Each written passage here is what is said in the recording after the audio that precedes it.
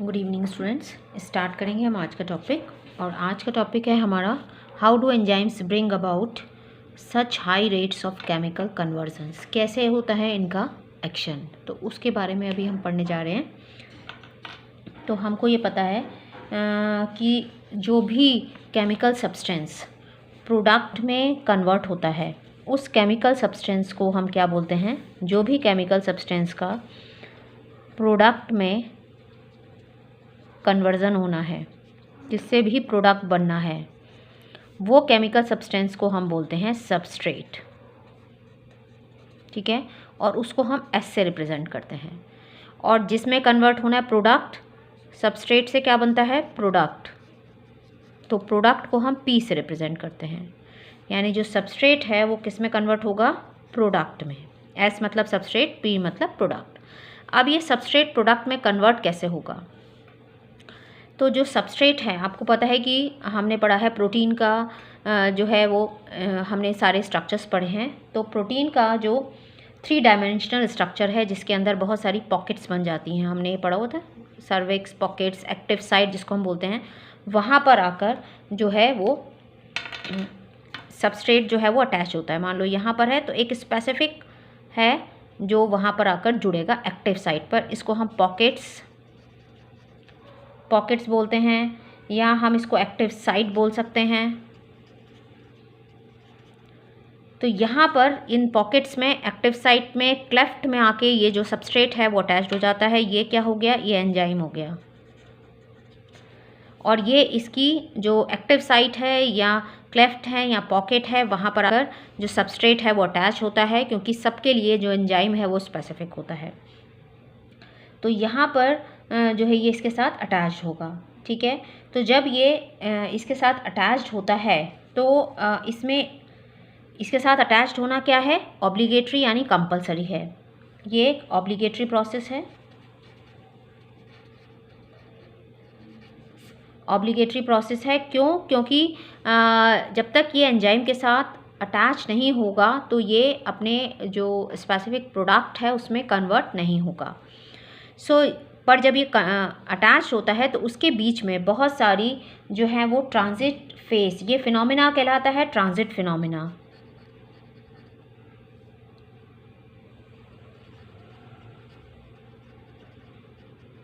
ठीक है, और जब ये अटैच्ड होता है तो बहुत सारी इसमें यानी ट्रांजिट जो है वो स्ट्रक्चर्स बनती हैं। ट्रांजिशन स्टेट में पहुंच जाता है, ट्रांजिट स्ट्रक्चर्स बनती हैं, यानी टेम्परेरी स्ट्रक्चर्स बनती हैं। ट्रांजिट यानी टेम्परेरी यानी इंटरमीडिएट,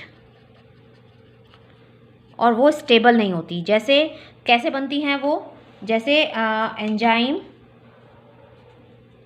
और सबस्ट्रेट, ये हमने बोला कि ज़रूरी है, ऑब्लिगेटरी है, क्योंकि इसके बिना जो है वो प्रोसेस नहीं होगी। जो हमने डिस्कस किया था कि अगर हम एक मील खाते और एंजाइम्स नहीं होते तो वो हमारा लास्ट मील भी हो सकता था। तो किसी के लिए भी एक्शन के लिए वो एंजाइम जो है वो सबस्ट्रेट के साथ अटैच्ड होगा, और ये रिवर्सिबल प्रोसेस है क्योंकि ये टाइटली अटैच नहीं होता। उसके बाद बन गया हमारा एंजाइम सबस्ट्रेट कॉम्प्लेक्स, फिर बनता है हमारा एंजाइम प्रोडक्ट कॉम्प्लेक्स, और उसके बाद जाके एंजाइम सेपरेट हो जाता है और प्रोडक्ट जो है वो सेपरेट हो जाता है।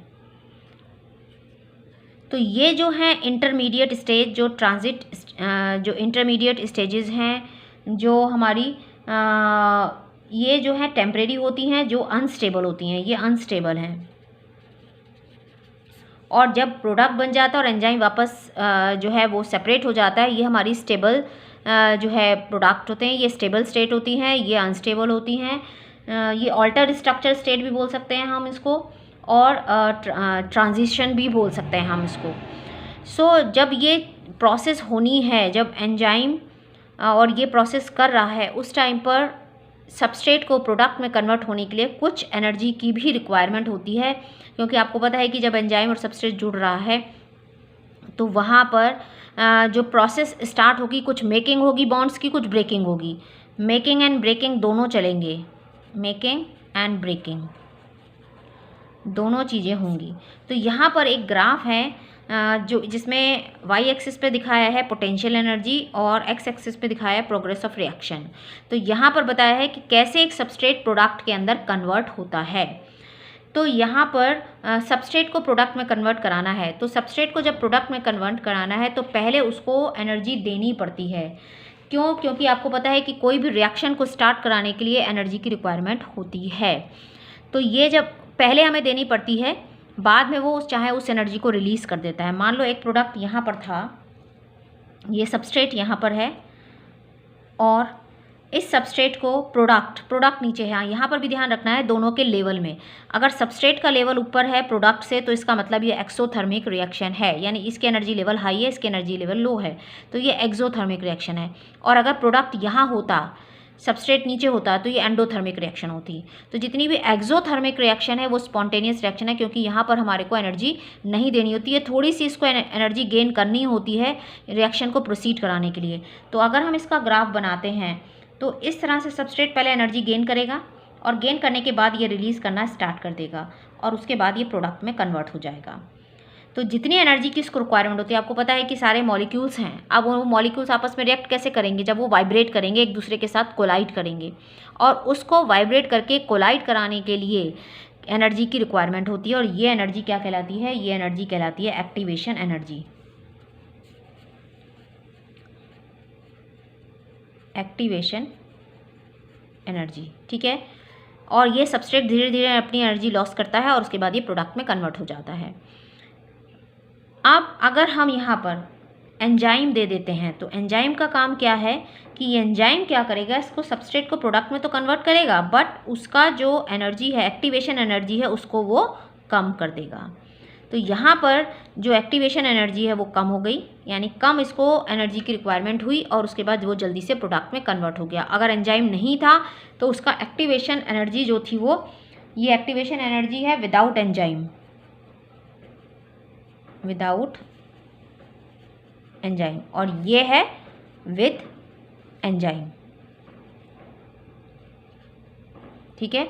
तो ये विद एंजाइम है जिसने उसका जो देखो आपने कितनी जल्दी से उसने उसको एक्टिवेशन एनर्जी कम कर दी और वो जल्दी से प्रोडक्ट में कन्वर्ट हो गया।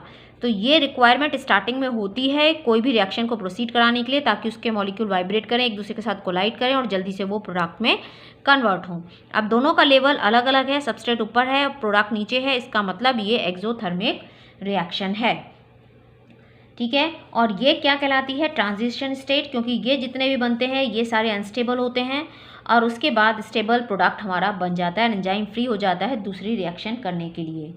तो ये जो है एक्शन है इसका वो किस तरह से है कि एंजाइम जो है वो के साथ सबस्ट्रेट अटैच्ड होता है। ये स्पेसिफिक स्ट्रक्चर है जहाँ पर ये जुड़ते हैं, जिनको हम एक्टिव साइट, क्लेफ्ट या पॉकेट्स बोलते हैं।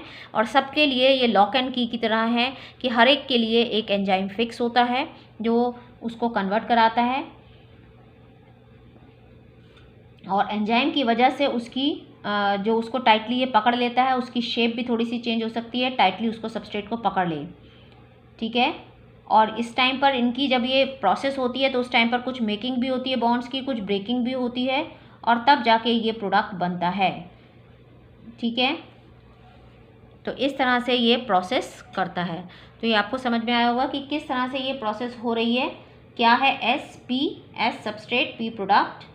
और बस ध्यान रखना है कि अगर प्रोडक्ट नीचे है, सबस्ट्रेट ऊपर है, तो ये एक्सोथर्मिक रिएक्शन है, और अगर प्रोडक्ट ऊपर होगा तो ये एंडोथर्मिक रिएक्शन होगी। सो एक्सोथर्मिक जो है वो स्पॉन्टेनियस रिएक्शन हो सकती हैं, बट क्योंकि वहाँ पर वो एनर्जी को रिलीज़ कर रहा है। So thank you, thanks for watching, please like, subscribe and share.